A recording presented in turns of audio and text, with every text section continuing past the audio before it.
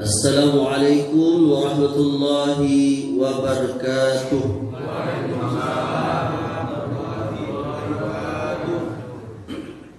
Innal hamdalillah nahmaduhu wa nasta'inuhu wa nastaghfiruh wa na'udzu billahi min shururi anfusina wa min sayyiati a'malina.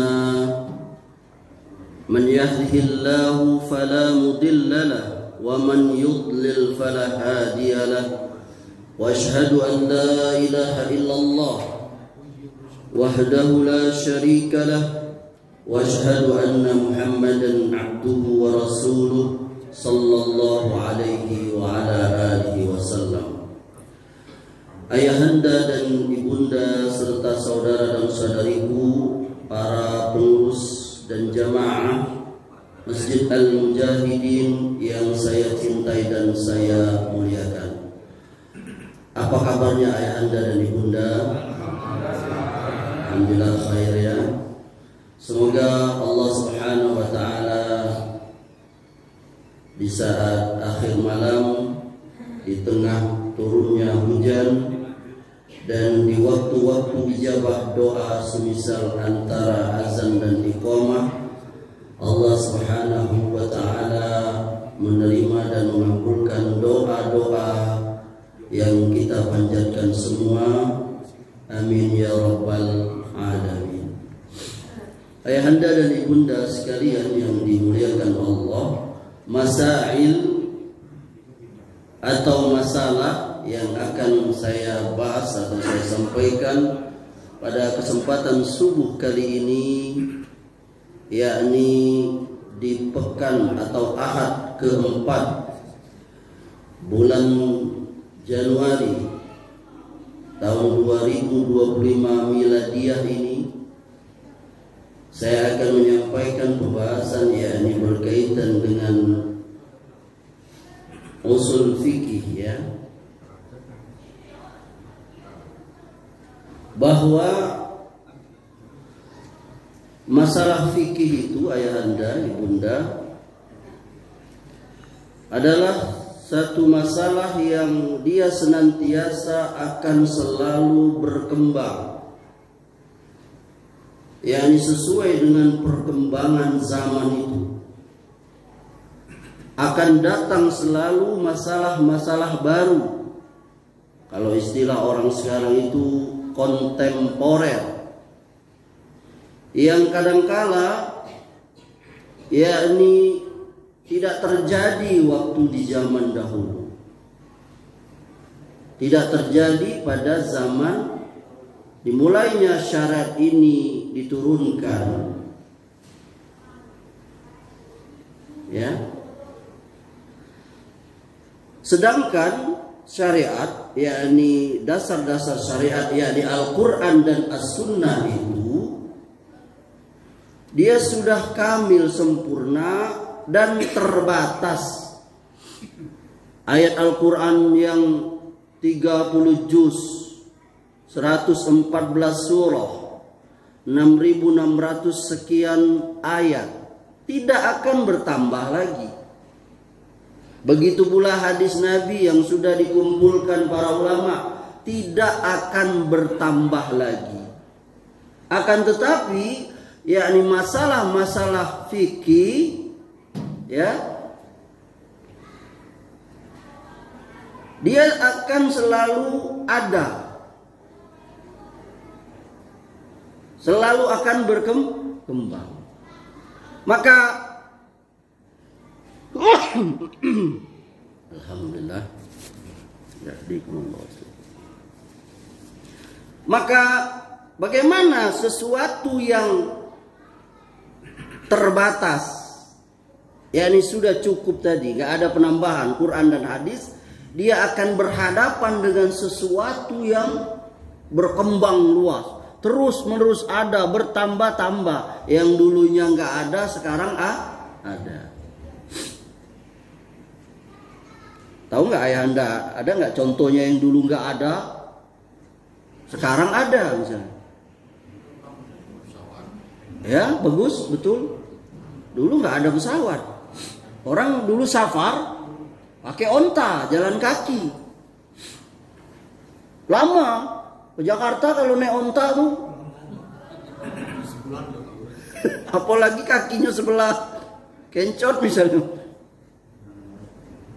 Nah sekarang naik pesawat kan timbul itu masalah. Gimana itu? Ibunda ini dulu kalau nak belanja kita pergi ke toko pasar. Sekarang tinggal ibunda duduk aja di rumah. Belanja pakai online. COD. Nah, kan ini berkembang. Nah, bagaimana itu? Sesuatu yang terbatas melawan yakni sesuatu yang tidak terbatas. Maka tidak mungkin dia bisa mengiringinya itu.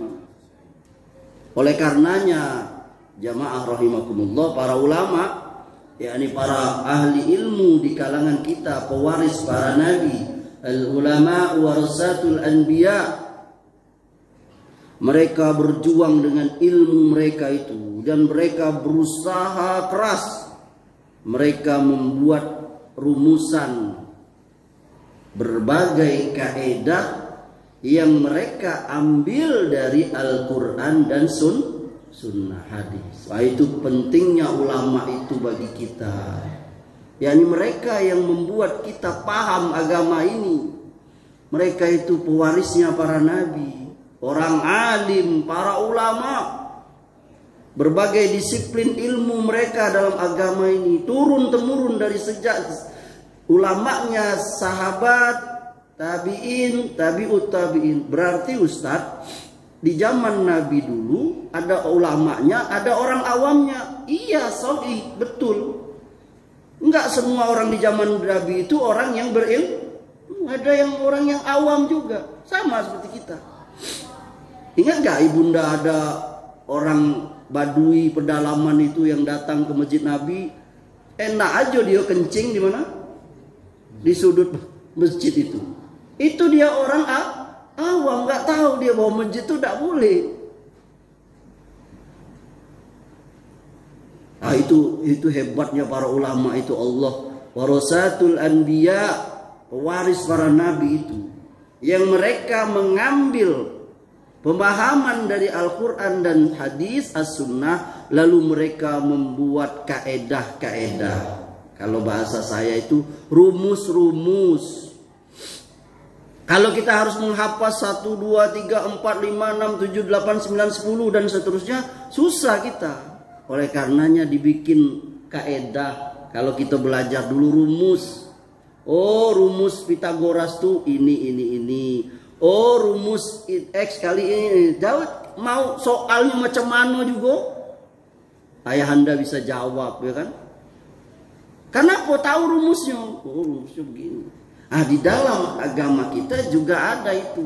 Rumus itu, kaedah-kaedah itu. Untuk kita pakai sepanjang masa zaman.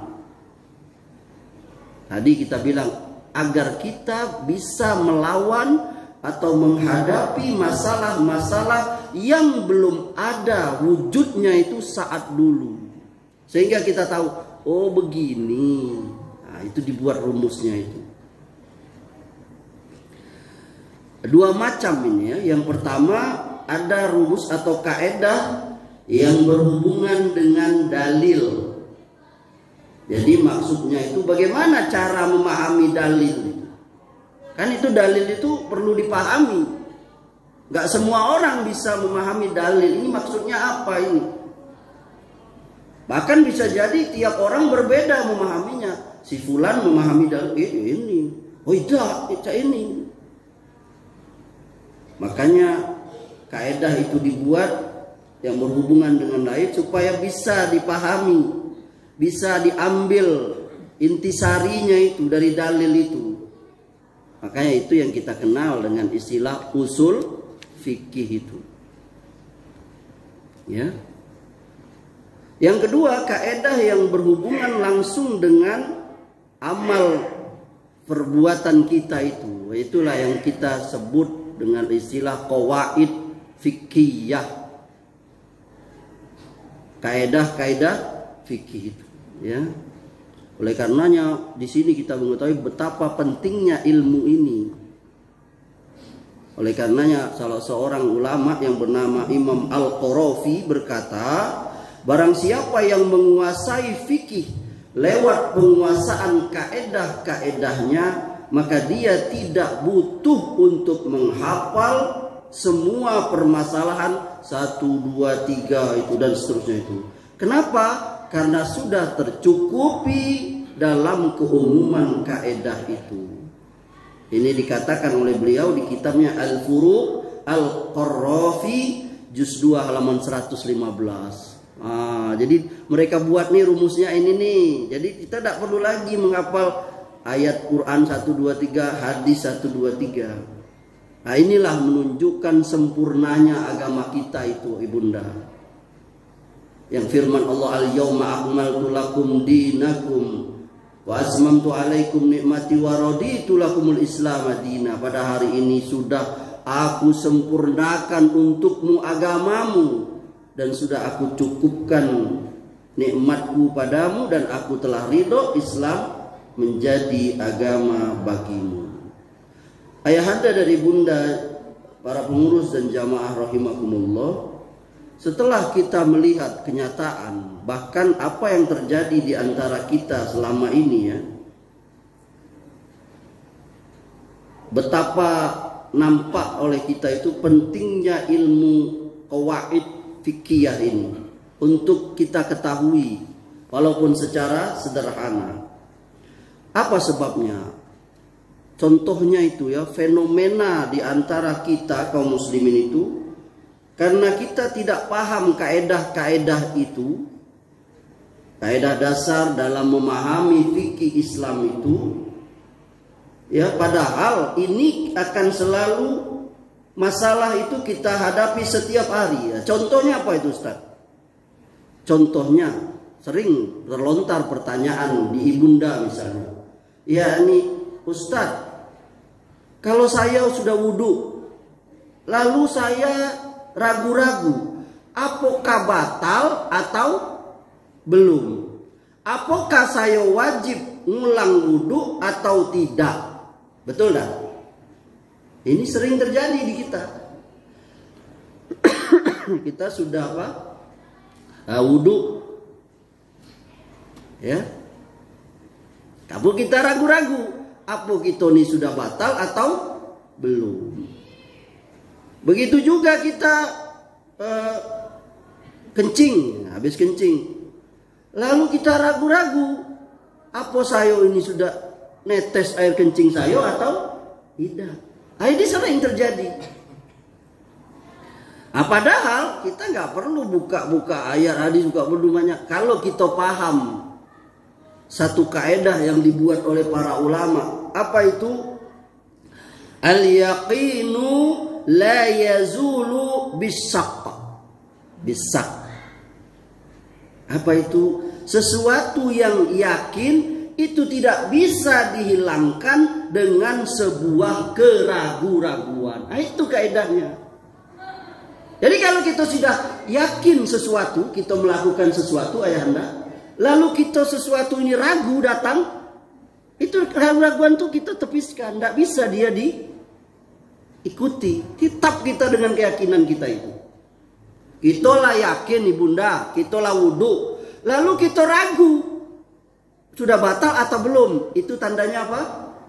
Belum batal. Kenapa? Karena kita ragu.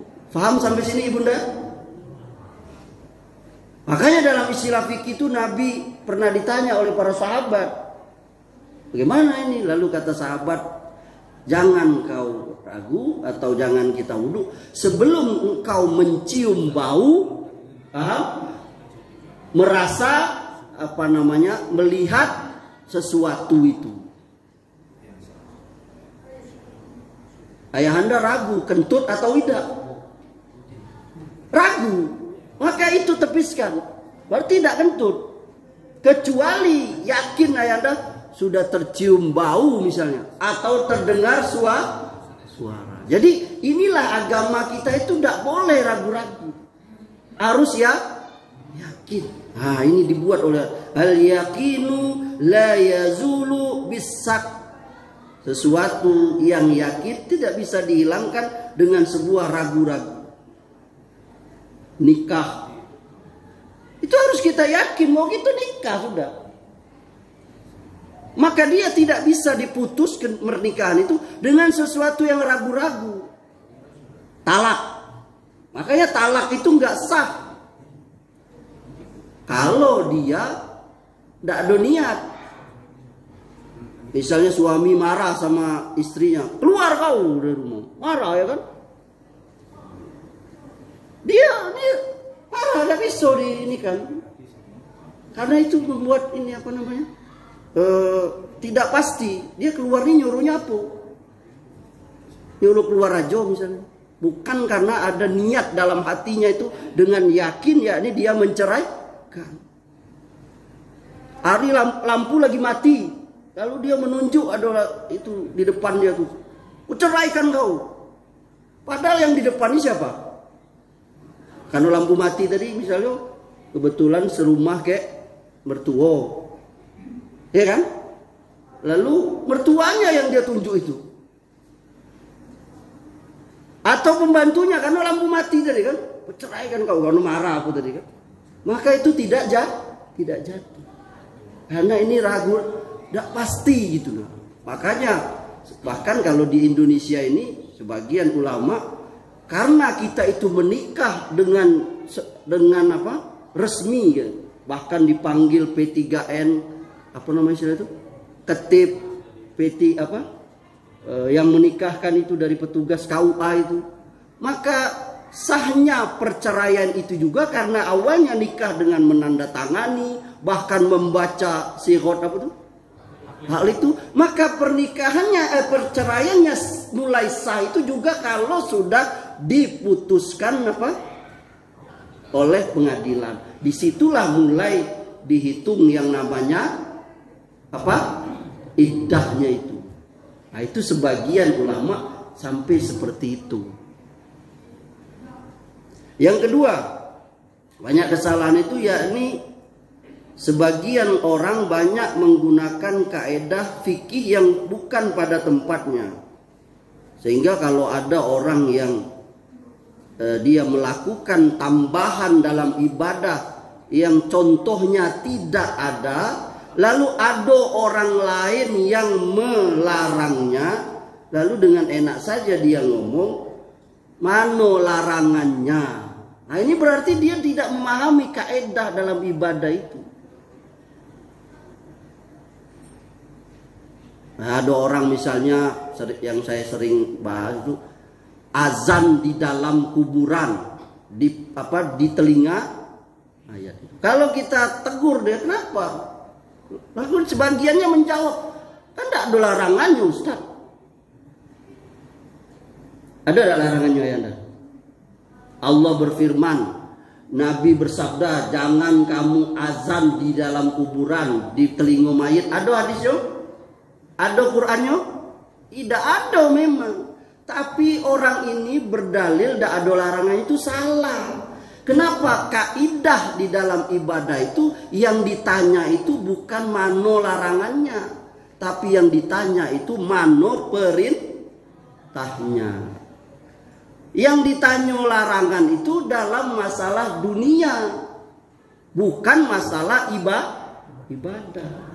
Nah, jadi kan kenapa kalau ditanya larangannya gawat ini? Karena tidak ada larangannya sholat subuh 3 rakaat. Carilah ya Anda sampai botak. Nah, ada yang botak sudah. Nah, kalau sudah botak tambah botak. Tidak kan ketemu di mana Qur'annya, di mana hadisnya larangan dari Nabi, jangan kamu sholat subuh 3 rakaat. Tidak ada. Apa kita boleh sholat subuh 3 rakaat? Boleh apa tidak ibunda? Tidak boleh. Kenapa? Yang ditanya itu mano contohnya, mano perintahnya, bukan mana larang. Nah, semoga dipahami itu. Jadi setiap kita mau ibadah, jangan ditanya, "Iko larangannya tidak ada, gawe aja." Bukan. Yang kita tanyakan itu Mano perintahnya? Sayo azan di kuburan ini, mano perintahnya?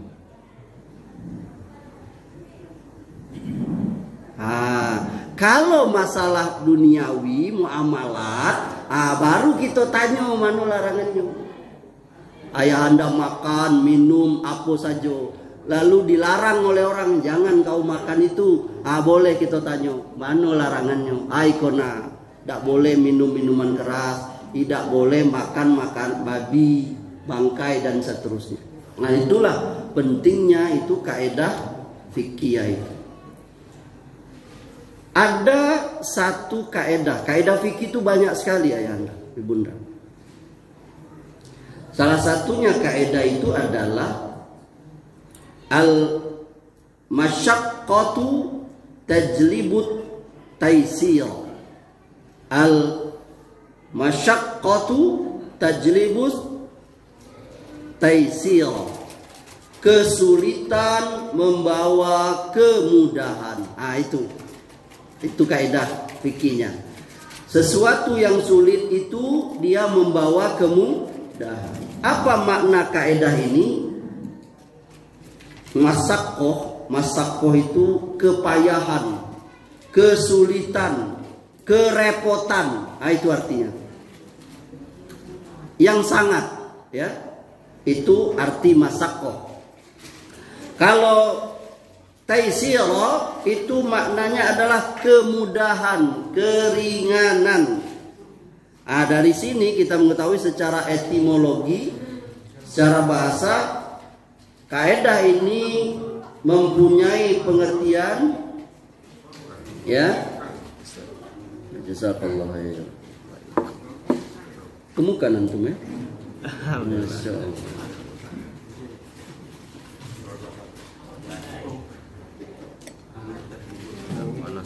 Ya. Bismillah.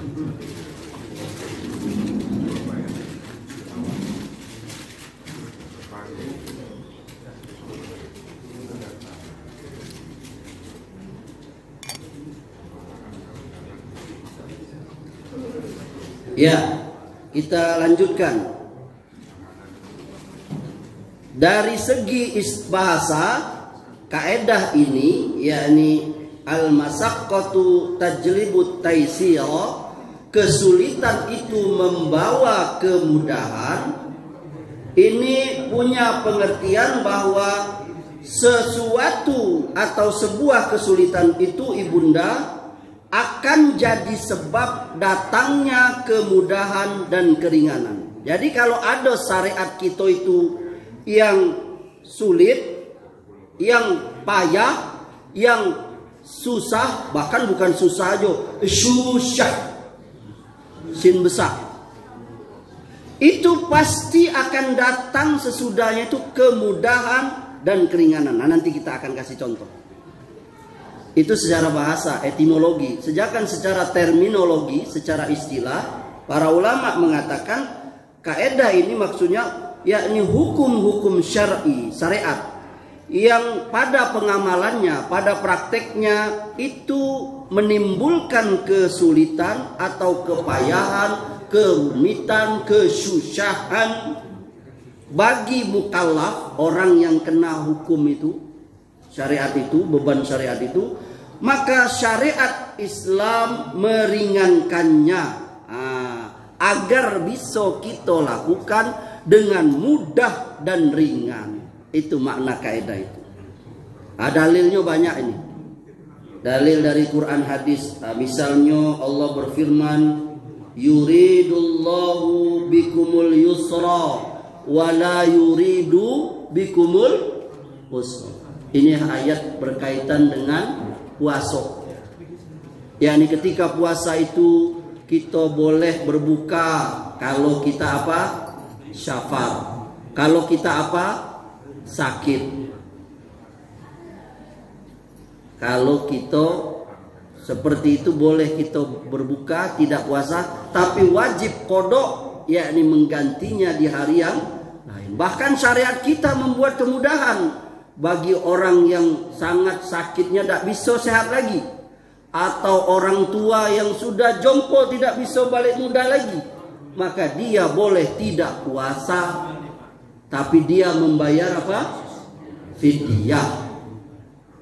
Tapi dia tua nian ustaz tidak bisa, tapi miskin pula tidak bisa bayar fidyah, maka dia diringankan, tidak ngaku-ngakui.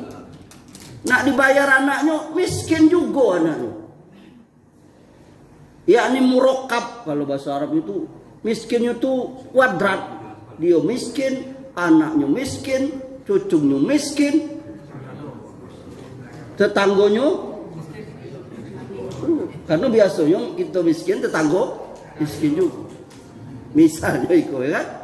Tapi akhirnya syariat kita itu akan pasti meringankan. Kata Allah, Allah menginginkan bagi kalian kemudahan dan tidak menginginkan kepada kalian kesulitan. Nanti Ibunda buka Al-Baqarah ayat 185. Ini ayat-ayat berkaitan dengan puasa. Allah masih keringanan.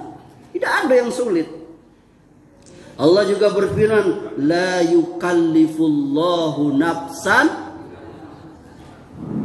Allah tidak memberi kepada kita beban yang kita tidak sanggup. Fattakullah mastatoktum, bertakwa kepada Allah itu semampu kamu. Allah juga berfirman, yuridullahu ayyukhaffifu ankum. Allah menginginkan untuk meringankan kalian. An-Nisa ayat 28.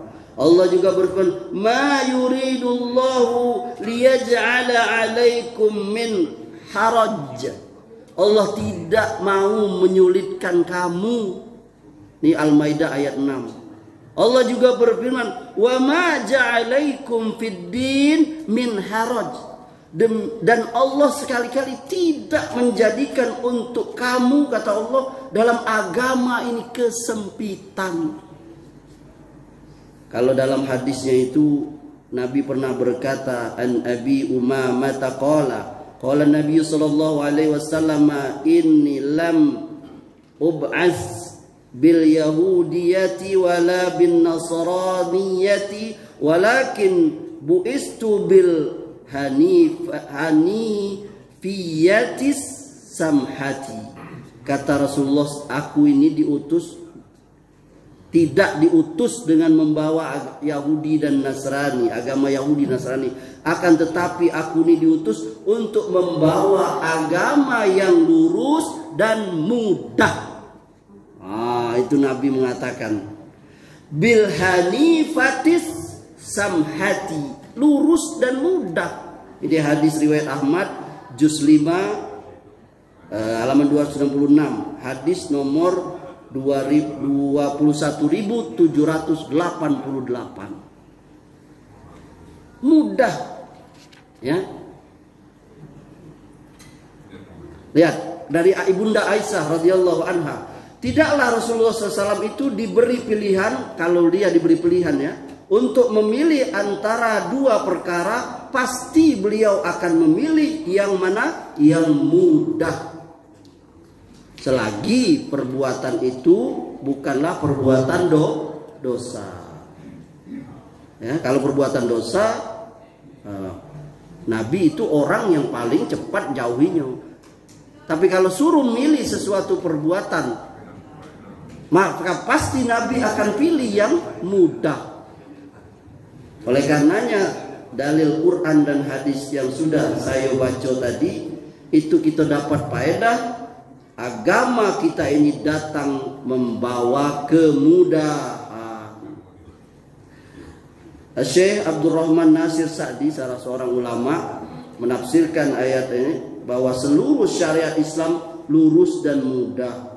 Lurus dalam masalah tauhid yang dibangun atas dasar ibadah hanya kepada Allah Subhanahu wa ta'ala saja, tidak ada sekutu baginya, serta mudah dalam hukum dan amal perbuatan. Lihatlah, sholat 5 waktu yang wajib dikerjakan 1 hari 1 malam, itu tidak mengambil waktu kecuali itu sedikit, tidak banyak. Allah kasih waktu 24 jam.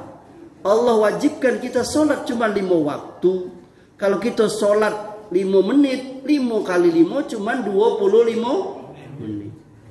Lihat Allah, cobalah katakan kepada Amri, Bunda, mana yang sulit ibadah itu? Enggak ada. Sulit ibadah itu cuma 2 bagi orang. Yang pertama, orang yang tidak ikhlas, itu sulit ibadah. Yang kedua, orang yang tidak punya ilmu, itu sulit. Kalau dia ikhlas, dia berilmu, mudah beribadah itu. Nah, kata Syekh Nasir, sedikit sekali. Begitu pula zakat, 2,5%, enggak ini, enggak banyak. Ya. Itu pun cuma setahun sekali. Kalau setiap hari mungkin. Nah, nanti kita bahas itu ya. Adapun haji, itu bagi yang mampu. Makanya dalam istilah itu haji bagi yang mampu. Finansial, badan, ada kendaraan, negara aman. Kalau sekarang ditambah yang kelima, kuota. Iya kan? Banyak duit. Nah, sehat, aman. Tapi tidak ada kuota, belum dapat. 13 tahun lagi belum bisa. Hah? Bengulu berapa? 30. Kecuali kalau gitulah banyaknya duit. Bisa. Furoda apa? Furoda. Siapkan duit 400 juta. Iya, 400 juta. Betul. Berapa Anda yang furoda yang tidak nunggu lagi? 450. Nah, siapkan saja. Atau jalan kaki. Nah, siapkan betis, ya kan? Nah, itu nggak sulit kata beliau. Haji sekali seumur hidup. Adapun kewajiban-kewajiban lainnya itu kalau ada sebabnya, semua aja itu mudah. Bahkan sholat dalam pelaksanaannya itu tidak boleh, tidak sanggup berdiri, boleh duduk. Tidak boleh duduk, boleh berbaring. Nggak bisa berbaring, boleh celentang. Subhanallah. Ya. Jadi semuanya itu Allah mensyariatkan banyak sebab membantu supaya kita semangat dalam menjalankan ibadah itu. Jadi tidak ada yang berat. Itu apa? Masakoh itu kesulitan. Tidak ada yang sulit dalam syariat ini. Tadi sudah kita sebut dalil-dalilnya. Karena ibunda, masakoh itu kesulitan ya. Itu ada dalam syariat kita ini. Pertama, kesulitan yang di luar kemampuan kita, ibunda, masakoh atau kesulitan yang di luar kemampuan kita. Maka ini tidak mungkin ada dalam syariat kita. Misalnya kita diperintahkan puasa terus menerus selama 10 hari siang malam. Tidaknya dalam syariat kita. Kenapa? Karena ini di luar kemampuan. Atau kita menurut syariat kita disuruh berjalan di atas air, atau kita berjalan di atas udara tanpa alat. Itu gak mungkin ada di syariat kita. Kiaskanlah, contohkanlah di syariat-syariat lain. Itu pasti tidak nyo di agama kita. Ini yakni masyakoh, kesulitan yang di luar kemampuan kita sebagai manusia. Kecuali sebagai burung. Kalau sebagai burung disyariatkan kamu terbang, sanggup. Karena burung punya sayap. Yang kedua, masyakoh atau kesulitan yang biasa. Kesulitan model ini, masyakoh model ini ada kalau dalam beban syariat itu ada. Karena memang syariat ini, perintah ataupun larangan pasti akan membawa sedikit beban pada jiwa yang diberi beban itu. Tapi masyakohnya ini, kesulitan yang seperti ini dalam syariat Islam ini bukan yang kita maksud.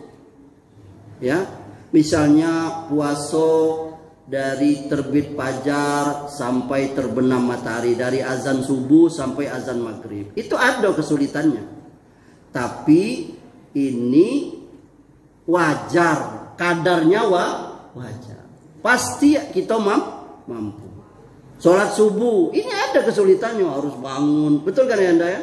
Ada, harus apalagi hujan, air dingin, ada masakohnya. Tapi ini bukan yang dimaksud. Ya. Karena apa? Masakohnya, kesusahannya, kesulitannya itu masih wajar. Begitu pula tadi syariat zakat dan seterusnya itu ya. Yang ketiga, masakoh atau kesulitan yang amat sangat nian berat. Meskipun bisa juga dilakukan manusia.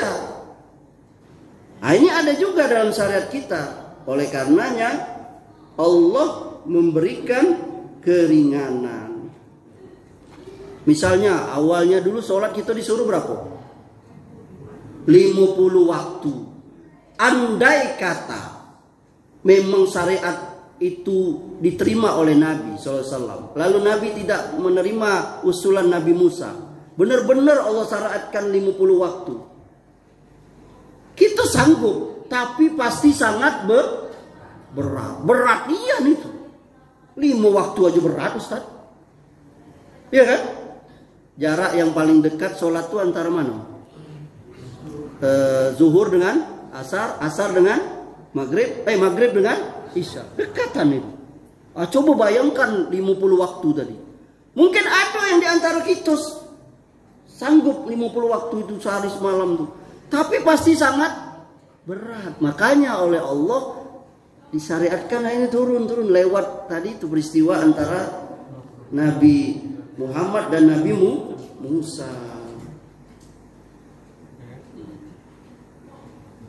Nah, kalau ada kesulitan yang ada di syariat kita ibunda, yang sebenarnya kesulitannya wajar, dia bisa jadi sulit juga dan berat kalau ada sebab tertentu. Apa itu? Misalnya disuruh kita puasa Ramadan di siang hari bulan Ramadan. Kalau normal badan sehat tentu itu mudah. Tapi kalau lagi sakit atau lagi perjalanan, ini jadi sulit. Makanya Allah memberikan keringanan. Misalnya dengan berbuka, nanti mengkodoknya, menggantinya di waktu yang lain. Makanya kata Allah, "Wa man kana maridun aw ala safarin fa iddatu min ayyamin ukhra." Kalau siapa yang sakit atau safar, wajib baginya puasa sebanyak hari yang ditinggalkannya. Itu jadi mudah ya. Oleh karenanya ayahanda ibunda perlu dipahami, Allah dan Rasulnya itu mensyariatkan sesuatu yang kelihatannya sangat berat, tapi pasti ada kemungkinan itu kita bisa memahaminya. Apa itu? Satu, kita harus yakin di balik syariat yang berat itu ada hikmah yang tujuannya lebih besar. Misalnya syariat jihad. Jihad itu kan berat. Perang lawan orang kufar. Dia harus ada badan sehat, harus ada dana, pasukan, harus siap senjata misalnya, harus ada sarana transportasi. Bahkan bisa hilang nyawanya itu. Itu berat syariat itu kan, jihad itu. Tapi apa hikmahnya? Ya, ini terjaganya agama ini. Yang kedua, kita harus sadari bahwa yang dianggap berat itu sebenarnya bukanlah sebuah keberatan, karena kadang-kadang memang jiwa kita yang bermasalah itu. Sama seperti kita lagi sakit. Makanan yang keras pun, makanan yang lembut pun ya, itu terasa keras.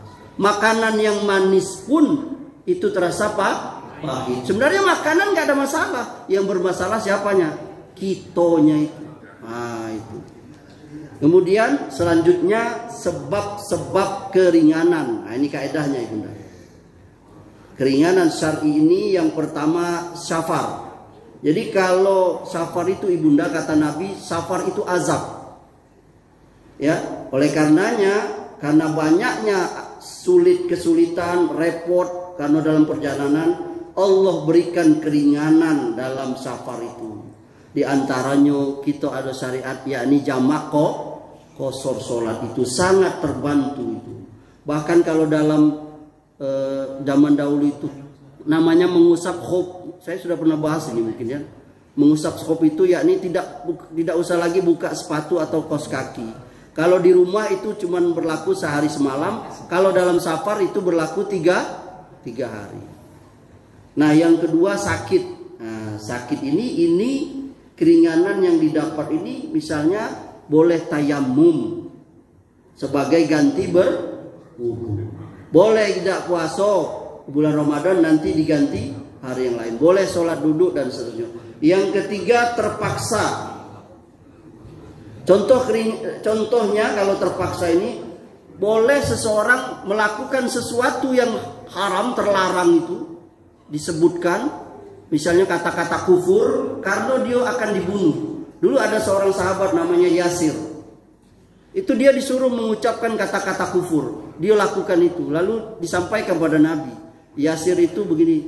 Lalu dipanggil oleh Nabi. Kenapa kalau saya tak kuat menahan siksa orang jahiliyah kafir. Tapi hati saya tetap beriman kepadamu ya Rasulullah. Nabi memakluminya. Karena sangat berat. Yang keempat lupa. Nah, ini keringanan, yakni kalau kita lupa makan minum di siang hari bulan Ramadan, batal tidak puasanya Ibunda? Tidak. Ini keringanan bagi kita. Bahkan dikatakan oleh Rasulullah itu rezeki yang Allah berikan kepada kita. Dengan syarat ketika kita ingat langsung yang di mulut ditelan apa dibuang? Apa Ibunda? Ditelan. Dibuang. Cepet kumur-kumur. Ini andai kata lupa juga tetap jadi batal. Nanggung gitu. Siapa yang tidak lupa ya? Saya juga pernah. Saya pernah ini lupa. Bahkan bukan sesuap, satu mangkok. Beneran ini. Aduh, berapa tahun lalu, zaman masih jadi pemuda. Kece yang waktu itu masih di gudang, nggak tahu ditanya.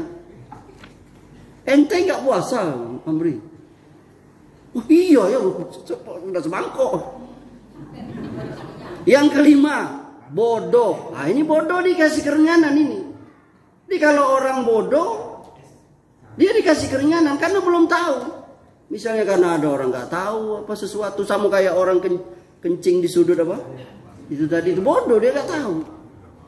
Yang keenam, sulit menghindarinya karena ada satu hal yang memang kita tidak bisa menghindarinya itu. Sebenarnya itu tidak boleh, tapi tidak bisa kita menghindar itu. Misalnya apa? Tidak najisnya kucing. Nah, kenapa disyariatkan tidak najisnya kucing itu oleh Nabi Shallallahu Alaihi Wasallam?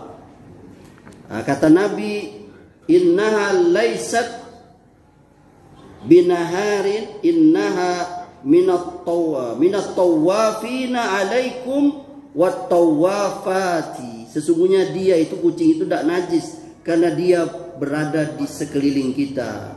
Hadis riwayat Abu Dawud, Tirmizi. Jadi karena kucing itu berkeliaran di sekitar kita, maka Nabi memberikan keringanan. Yang ketujuh, kekurangan. Ada beberapa kekurangan yang ada pada seseorang, misal fisik, maka jadi sebab dapat keringanan itu. Misalnya orang buta, orang pincang dan sebagainya. Contoh keringanan itu, satu, gugur kewajiban. Misalnya perempuan haid dan nifas, itu dia tidak wajib sholat dan tidak wajib mengganti mengkodonya. Itu kan keringanan. Andai kata perempuan haid itu suruh wajib sholat, waduh repot sekali dia. Makanya syariat ini mudah bagi wanita itu. Wanita haid nifas, yakni dia tidak sholat, dia tidak perlu menggantinya mengkodok. Beda dengan puasa, ya. Itu ada pembahasan tertentu. Yang kedua, dikurangi dari aslinya. Misalnya sholat zuhur 4 rakaat jadi 2. Atau diganti dengan yang lain. Nah, karena wudhu mandi itu dia berat untuk melakukannya, misalnya karena sebab-sebab tertentu, boleh dengan tayamum. Memajukan dari waktu, itu keringanan juga. Misalnya sholat jamak takdim, yakni di awal, memajukan waktu, atau mengakhirkan waktu, misalnya jamak akhir. Atau bahkan yang keenam, saat terpaksa, yang haram aja jadi boleh. Dak ada lagi yang nak dimakan, lalapar nian. Hah? Apa itu? Boleh sesuatu yang haram itu untuk dikonsumsi. Misalnya apa? Bangkai. Itu hanya sekedar untuk menghilangkan rasa lapar dan ingin meneruskan kehidupan. Atau bahkan merubah syariatnya. Misalnya sholat yang biasanya ruku, sujud. Karena dalam kondisi perang, maka sholatnya ada istilah dalam fikih itu ibunda, sholat khauf, sholat dalam keadaan takut. Makanya diterapkanlah itu ya dalam kaidah-kaidah itu. Seperti yang pertama, bangkai itu haram. Namun kalau terpaksa boleh kita makan bangkai itu, bahkan mungkin jadi wajib, tapi sekedar saja tadi. Ada misalnya zaman sekarang ini ya ibunda ya, ada hal-hal yang misalnya asuransi atau bank yang kita tahu misalnya riba, tapi tidak bisa kita menghindar, misalnya harus transfer lewat situ, ya kan, harus transaksi lewat situ, maka ini diberi keringanan. Kalau sulit, yang ketiga, kalau sulit dapat sesuatu dengan cara yang meyakinkan, maka boleh dengan persangkaan yang kuat sampai yakin. Ini banyak sekali contohnya. Misalnya contoh, sholat wajib menghadap kiblat. Tapi kalau misalnya cuaca gelap, tidaknya kompas, tidak ada tempat bertanya, maka boleh kita dengan zon, yakni apa? Dengan prasangka. Andai sudah sholat, lalu ternyata salah ngaduk belah ke kiblat, maka tidak perlu mengulang. Kecuali ya Anda lagi sholat, ada yang ngasih tahu, Pak Amri salah ngaduk, diputarnya bareng, kita boleh mutar. Inilah yang membuat agama ini mudah. Misalnya lagi benda najis yang harus hilang bendangnya, tapi karena susah, makanya ibunda dulu zaman sahabat wanita itu bertanya dengan Nabi, ya Rasulullah, baju kami ini kan panjang, nutup aurat, kena najis, gimana kami kena? Kata Nabi, tanah sesudah kamu yang kena najis itu dia mensucikannya. Makanya jadi mudah. Masya Allah, tabarakallah. Inilah dia ada beberapa contoh-contoh, yakni kemudahan di dalam agama kita yang menunjukkan bahwa agama kita ini sempurna. Semoga Allah memberikan pemahaman kepada kita. Ada yang ingin menambahkan atau yang ingin bertanya, silakan. Atau ada soal lain yang ingin ditanya, silakan.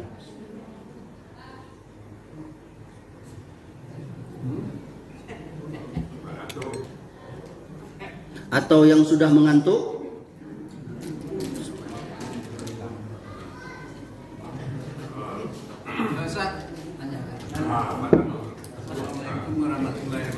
Assalamualaikum.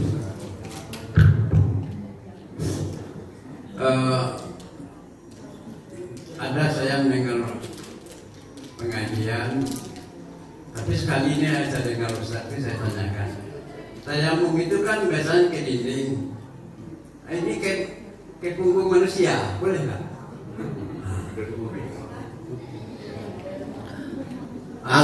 Alasannya ke punggung manusia kenapa? Alasannya ke punggung manusia itu kenapa? Ini miring, jadi bisa tayamum di punggung manusia itu. Jadi duduk belakang. Ke punggung manusia itu ada bajunya atau punggungnya langsung? Bajunya. Dia di mana itu? Di atas mobil ya, di atas mobil.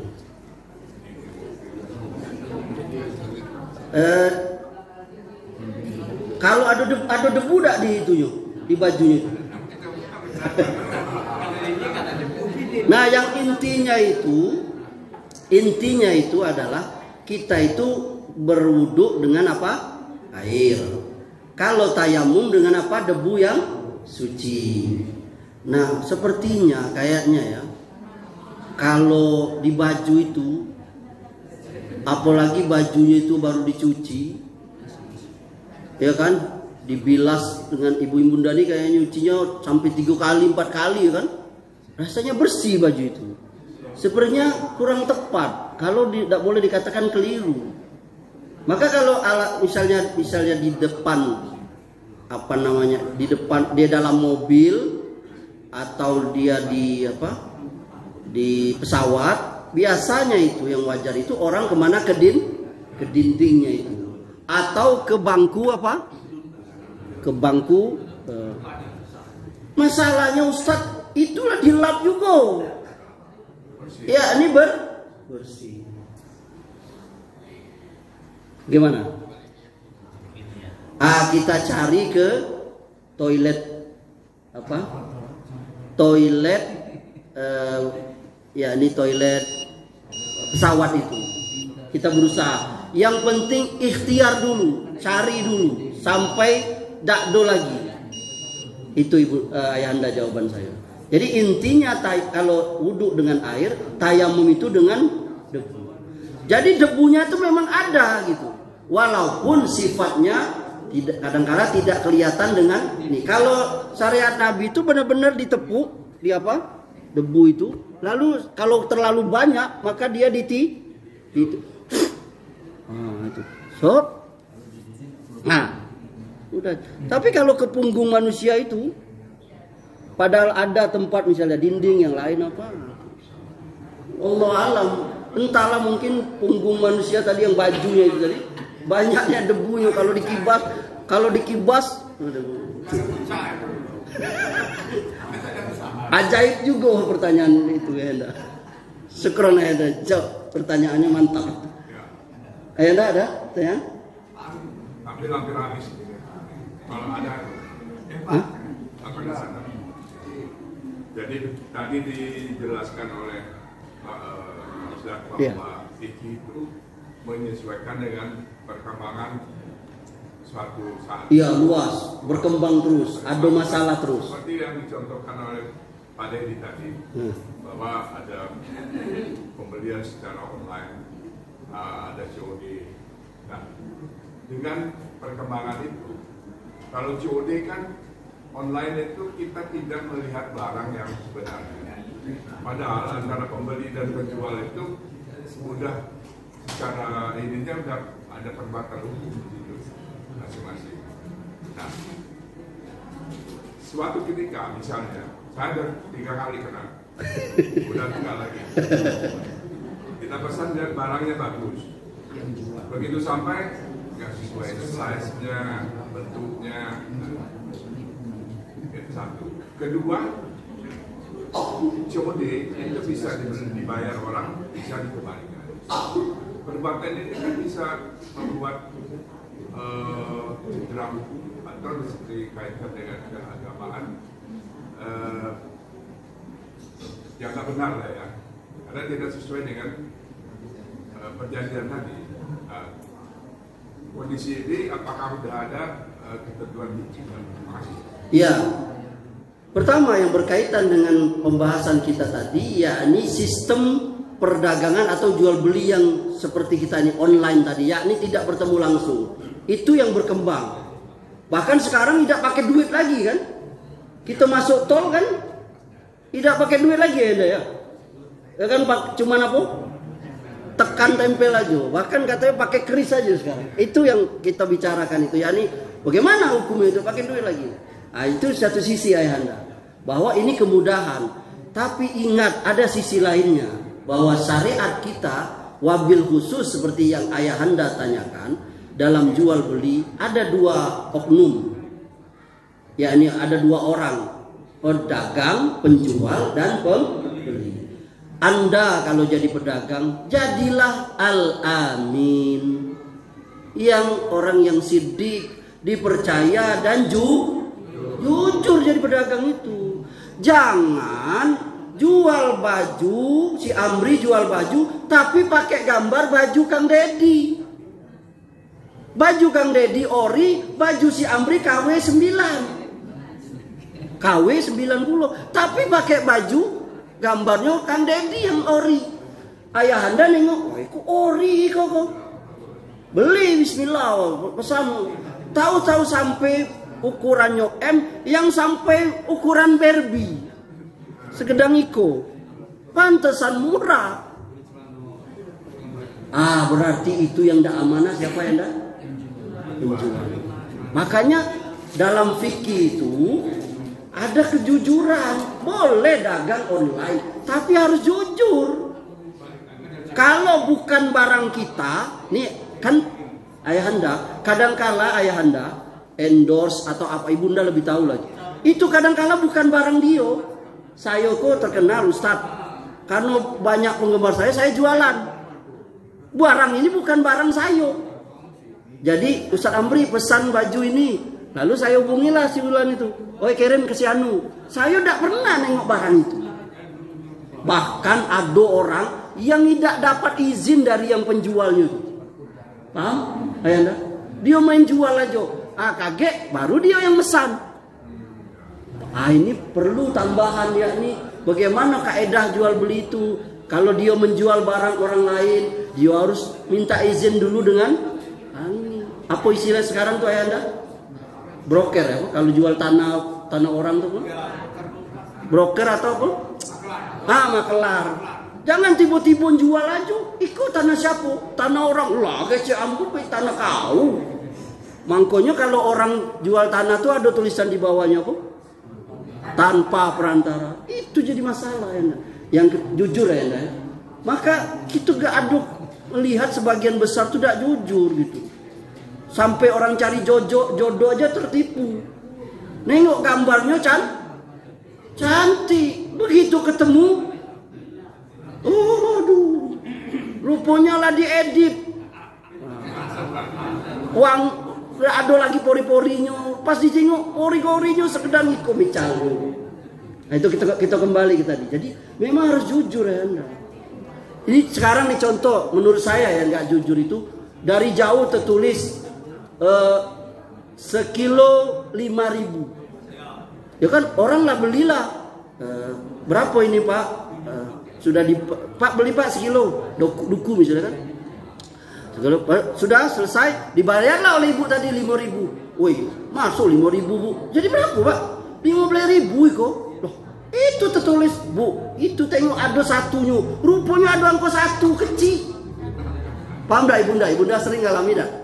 Jadi tertulis di situ 15.000, cuman angka satunya kecil, angka 5-nya segedang iko, angka satunya ada siko itu nah, di siko.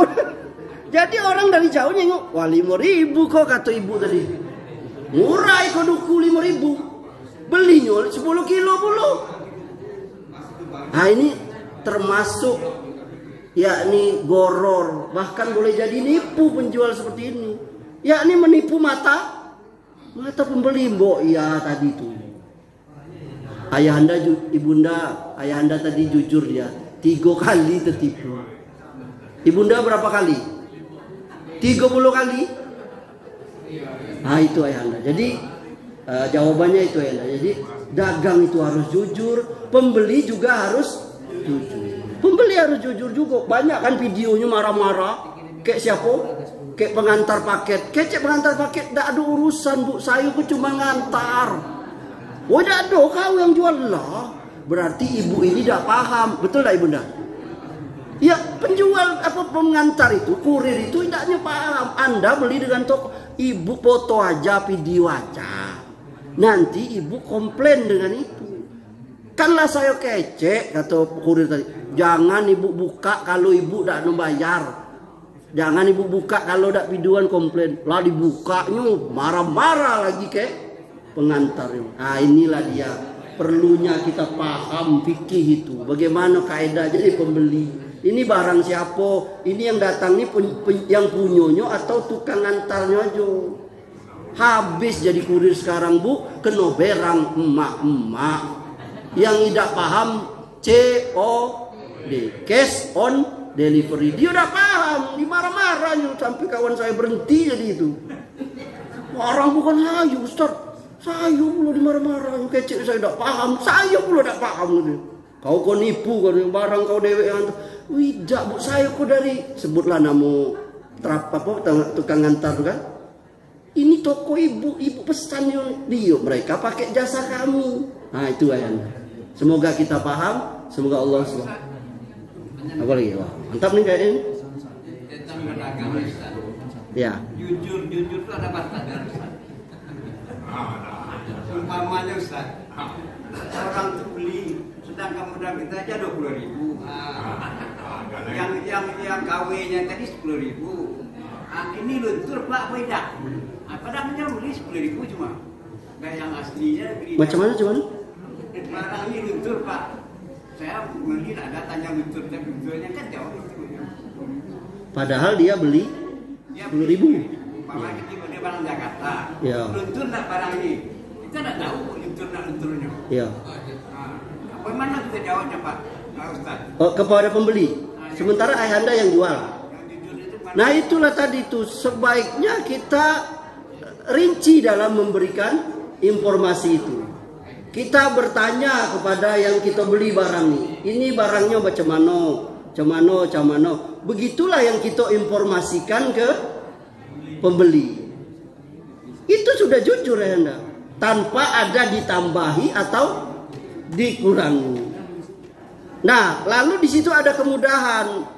Makanya dalam dagang ada bab khusus lah.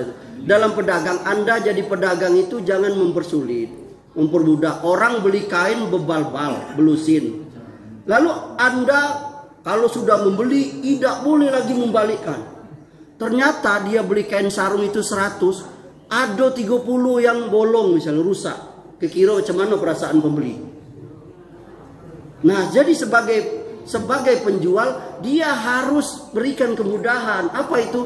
Pak, Bapak beli sarung 100 buah iko. Andai kata dari 100 buah iko ada yang apa? Cacat, Bapak boleh retur tanpa Bapak menambah. Inilah kemudahan yang dimaksud dengan Islam. Gitu. Jadi kejujuran seperti itu ya Anda. Jangan kita sudahlah bersumpah dengan nama demi Allah Pak, bohong pula, modal saya 20.000 padahal 10.000. Hah? Misalnya ya kan? Demi Allah, Bu, bener aja Bu, masuk. Dawar 5.000, modal saya aja. Nah, jadi gitu jadi.